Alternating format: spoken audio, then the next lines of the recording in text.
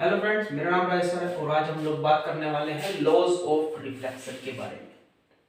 तो देखते हैं, आइए चलिए लॉज ऑफ रिफ्लेक्शन क्या होते हैं और ये क्या बोलना चाहते हैं। हेडिंग लगाएंगे laws of refraction. Laws of refraction first law होता है, लिखने वाले लिखेंगे फर्स्ट लॉ होता है, जैसे कि मिरर के लिए होता है, रिफ्लेक्शन के लिए होता है फर्स्ट लॉ, सेम लॉ होता है रिफ्रैक्शन के लिए भी।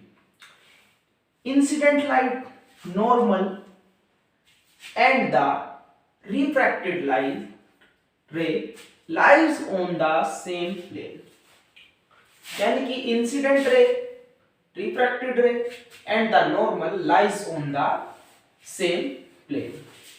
ये कहना क्या चाहता है, यानी कि भाई एक रिफ्रैक्टेड सरफेस ले ली हमने और इस पर हमने एक नॉर्मल डाल दिया, एक रे ऑफ लाइट आती है और इससे टकराती है, यानी कि at the point of incident, जहां पर लाइट इंसिडेंट हो रही है उस पॉइंट पर इंसिडेंट रे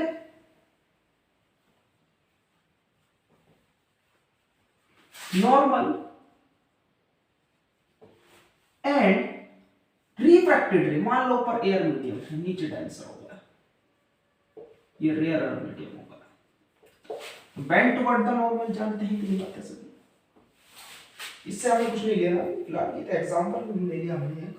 भाई incident ray normal and the refracted रे, देखो इंसिडेंट कहां पर हो रही है, इस पॉइंट पर, नॉर्मल का पॉइंट जहां पर, ये भी इसी पॉइंट पर, और जो रिफ्रैक्ट हो रही है ये भी कहां से हो रही है, यहां से, यानी कि incident ray normal and the refracted ray lies on the same plane, this is known as first law of refraction. ऐसा किसी भी केस में नहीं होगा कि भाई ये रिफ्रैक्टेड सरफेस है, ये नॉर्मल है, कि आपने एक रे ऑफ लाइट आई यहां से और यहां से पास होती हुई नजर आ रही है, हो सकता है ऐसा? कभी नहीं हो सकता।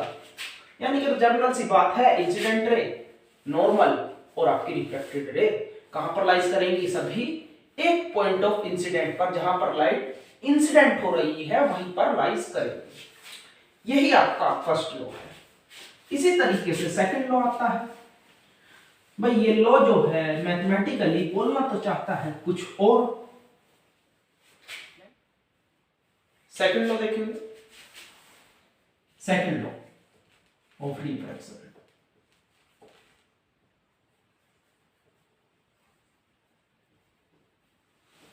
इसी को हम स्नेल्स लॉ भी बोलते हैं। क्यों? इसको स्नेल्स ने दिया था, तो इसको हम स्नेल्स लॉ भी बोलते हैं। देखिए क्या बोलना चाहता है, लिखने वाले लिखेंगे the ratio of angle of incident, the ratio of angle of incidence to the sorry लिखेंगे the ratio of sine of angle of incidence, the ratio of sine of angle of incidence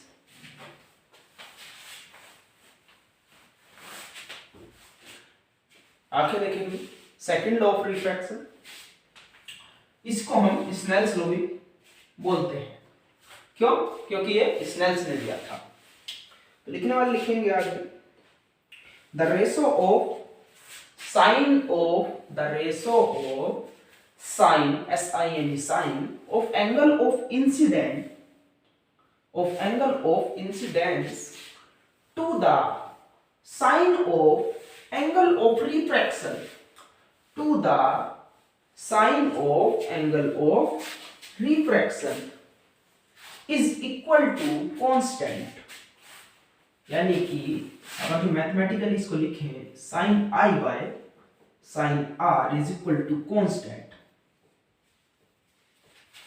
यानी कि, और इसको हम mu भी बोलते हैं, mu is known as refractive index, आगे टॉपिक आएगा रिफ्रैक्टिव इंडेक्स, यानी कि यही क्या होता है रिफ्रैक्टिव इंडेक्स, क्यों बोला जाता है आगे बात करेंगे। ये बोलना क्या चाहता है, ये तो मैथमेटिकल बातें हो गई, sin I by sin R is equal to constant, लेकिन ये बोलना क्या चाहता है इस चीज को देखेंगे। मान लो कोई ट्रांसपेरेंट सरफेस ले ली हमने, ऊपर एयर है और नीचे वाटर है, इस पर एक नॉर्मल डाल, यहां से ये एंगल आता है, इस एंगल को हमने बोला 30 ले लेते हैं, 30 डिग्री।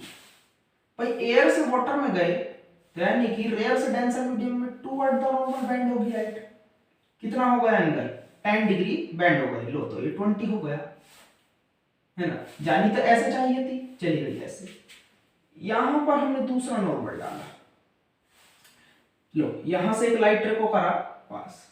अब की बार कितना एंगल इंसिडेंट रखा? 40 डिग्री रख दिया हमने। जानी तो ऐसे चाहिए थी, भाई वाटर है, फिर से जितनी यहां पर बेंड हुई थी मीडियम वाटर ही है भाई, हमने चेंज तो नहीं करा, तो उतनी ही यहां पर बेंड होगी। कितने डिग्री बेंड हुई थी? 10 डिग्री, तो यहां पर 10 degree. Angle of refraction 30 degree आ गया।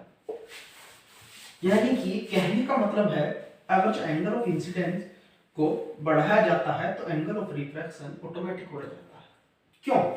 क्योंकि भाई एयर से वाटर में जा रहे थे पहले भी और अब भी वाटर में जा रहे हैं, तो लाइट तो उतनी ही बेंड होगी जितनी पहले हो रही थी। पहले 10 डिग्री हुई थी, अब 10 डिग्री हो गई। पहले इंसिडेंट एंगल 30 था, रिफ्रैक्शन 20 मिला, पहले फिर 40 रखा हमने इंसिडेंट, तो ये 30 मिल गया। इसी तरीके से the ratio of sine i यानी कि एंगल ऑफ इंसिडेंट बाय, लो कितना आ गया 30 by 20 is equal to constant. यानी कि इससे ये गया, क्या गया? 1 पॉइंट समथिंग आएगा कुछ आंसर। इसी तरीके से यहां से करके देखो कितना आ जाएगा 40 बाय 30, है ना। 0 से 0 गया, फिर से कितना आ गया 1 बाय पॉइंट समथिंग आ गया, फिर से कुछ। यानी कि जितना ये आया अप्रोक्सीमेट इतना ही आया। तो कहने का मतलब है the ratio of sine of angle of incident to the sine of angle of refraction is always constant. क्यों? भाई इंसिडेंट एंगल को बढ़ाओगे रिफ्रैक्शन खुद बढ़ जाएगा, फिर से काटोगे फिर से उतनी ही वैल्यू निकाल करके आनी है डिवाइड करने पर। This is known as refractive index. क्यों बोला गया रिफ्रैक्टिव इंडेक्स इक्वल? क्योंकि हम जानते हैं किसी भी मीडियम का रिफ्रैक्टिव इंडेक्स चेंज नहीं होता। ये चीज ऑब्जर्व भी करी गई टाइम पर, जब देखा गया इस चीज को, ये जो कांस्टेंट टर्म निकल कर आती है इन दोनों का रेशो, ये रिफ्रैक्टिव इंडेक्स के इक्वल आता है किसी मीडियम के। कैसे? भाई रिफ्रैक्टिव इंडेक्स चेंज थोड़ी ना होगा, यहां पर जितना था इतना वाटर का है, वाटर ही है, यहां पर ही वाटर ही था, यहां पर ही वाटर ही था।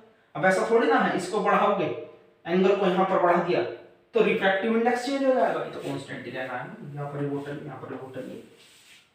यानी कि sin i by sin r is equal to constant, और वो कांस्टेंट क्या होता है? रिफ्रैक्टिव इंडेक्स होगा मीडियम। अब एक बात और आती है इसके अंदर कि आपने बोल तो दिया भाई कि sin i by sin r is equal to constant. अब ये sin ही क्यों लिया? tan ले लो।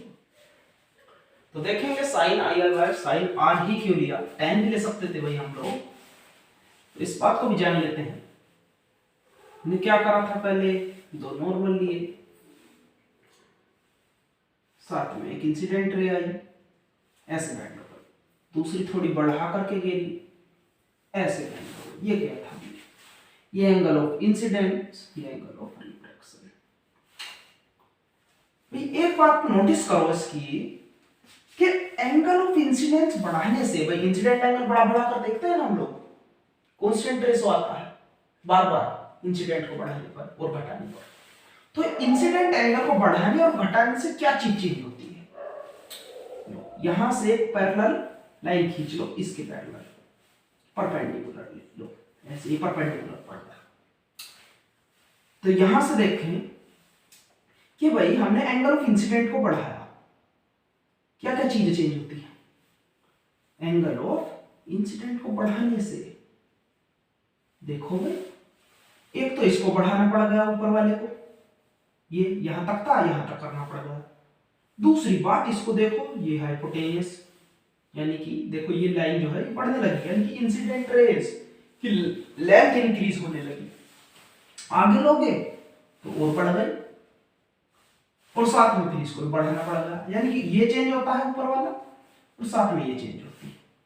तो इसके चेंज से देखते हैं इंसिडेंट एंगल से कि सामने वाला कौन सा होगा? परपेंडिकुलर, और बराबर वाला जो परपेंडिकुलर क्या होता है? बेस होता है। तो ये हुआ हाइपोटेन्यूस। तो क्या क्या चीज चेंज हो रही है? Perpendicular by hypotenuse. और साइन के अंदर परपेंडिकुलर बाय हाइपोटेन्यूस ही आता है, sine theta equal to perpendicular by hypotenuse. जबकि tan और cos में देखा जाए तो उसमें बेस भी आता है साथ में, लेकिन बेस इज ऑलवेज कांस्टेंट।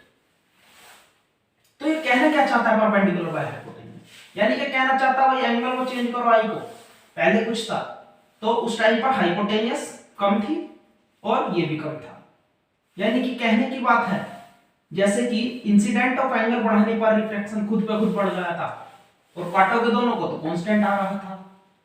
इसी तरीके से परपेंडिकुलर बढ़ाओगे यानी कि इंसिडेंट एंगल को बढ़ाओगे तो परपेंडिकुलर बढ़ेगा और परपेंडिकुलर बढ़ेगा तो साथ में हाइपोटेन्यूस बढ़ेगा, और जब ये बढ़ेगा तो the ratio of P by H is always constant. किसके बढ़ाने से? इंसिडेंट एंगल के बढ़ाने से।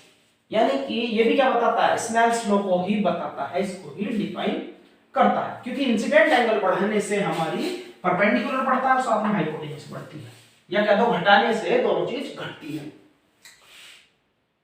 और परपेंडिकुलर बाय हाइपोटेन्यूस रिपोर्ट सिर्फ साइन में आता है, नहीं कि बेस, नहीं कि cos और tan में आता है। इसी वजह से साइन को यूज किया गया है, ना कि cos और tan को यूज किया गया है, क्योंकि बेस पर कभी फर्क नहीं पड़ता, उसमें बेस आता है। तो ये थी स्नेल्स लॉ की फुल डिटेल्ड वीडियो। अगर जो वीडियो अच्छी लगी हो तो दोस्तों के साथ जरूर शेयर करें, और वीडियो और चैनल पर नए हो तो चैनल को सब्सक्राइब भी आप कर सकते हैं। ओके।